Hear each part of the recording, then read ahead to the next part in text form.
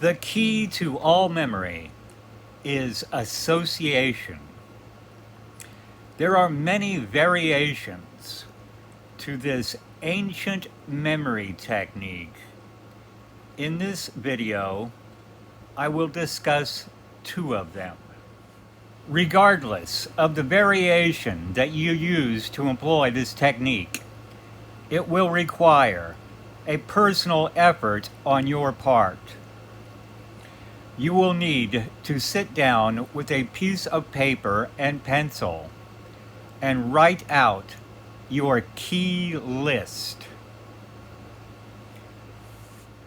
Since the only way to remember something new is by associating it with something that you already remember, if you want to remember 10 new things, you must have a list of 10 things that you already remember.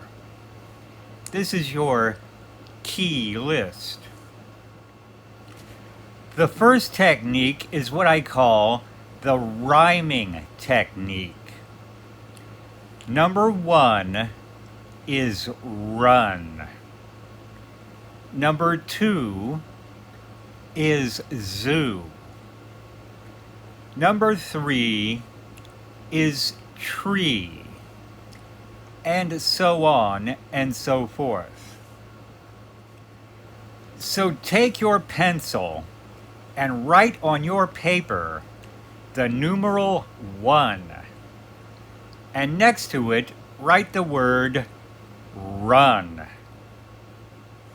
So now, visualize in your mind a scenario which will be easily and immediately identifiable with the word run. It could be a guy in an Olympic competition foot race. It could be a hunter being chased by a lion. It doesn't matter. It has to be very vivid, something that you personally associate with the word run. This image will always equate to number 1.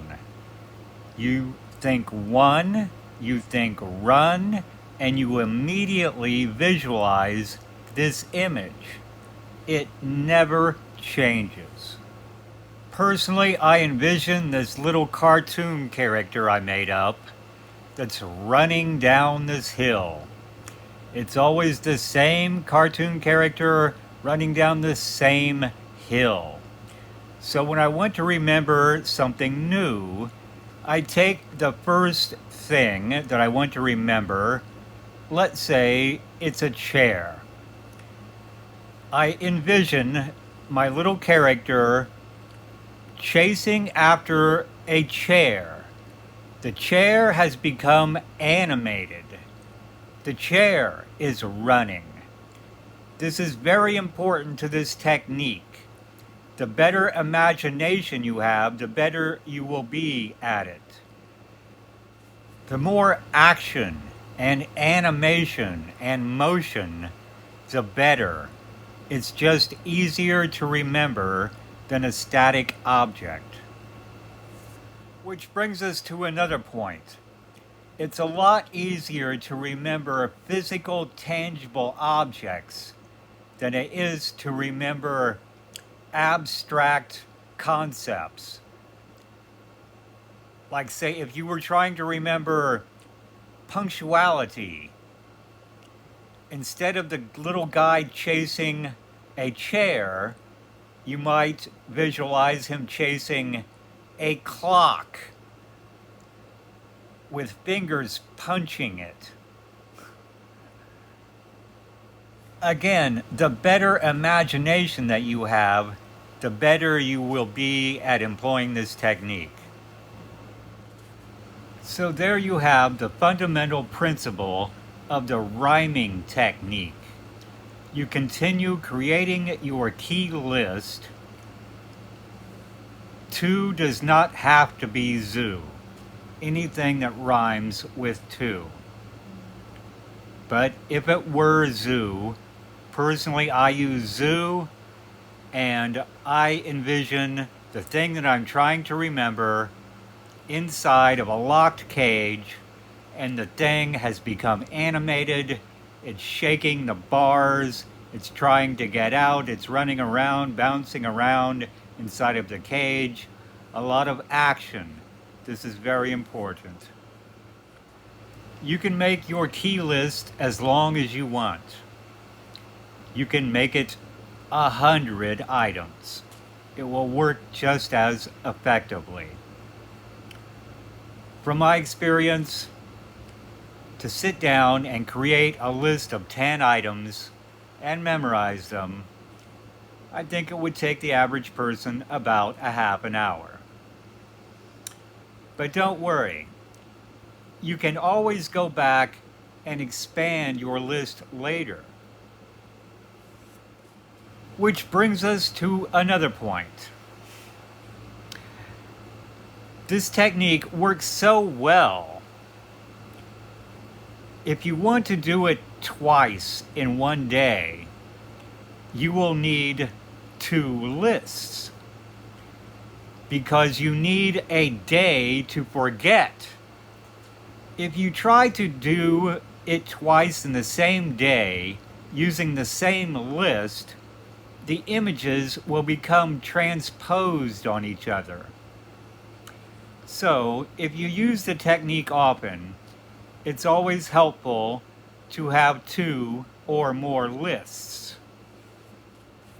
The other variation that I will discuss is what I call the memory lane technique.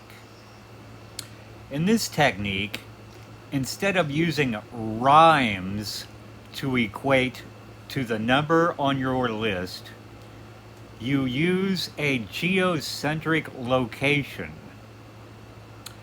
The house that you grew up in usually works well.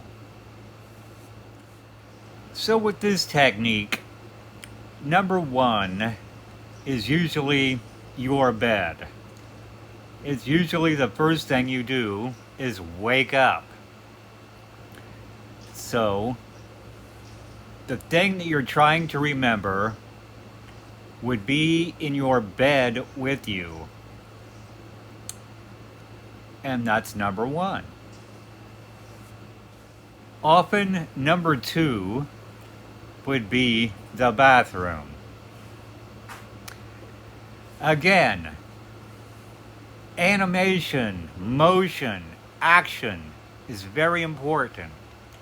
So the second thing that you're trying to remember, you might want to put it like on the toilet, falling in the toilet or trying to get off the toilet.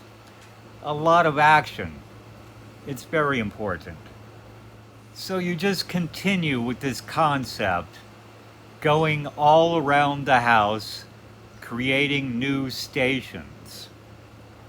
You can even go outside the house and walk down the street. The list can be infinite, as long as you remember where you are.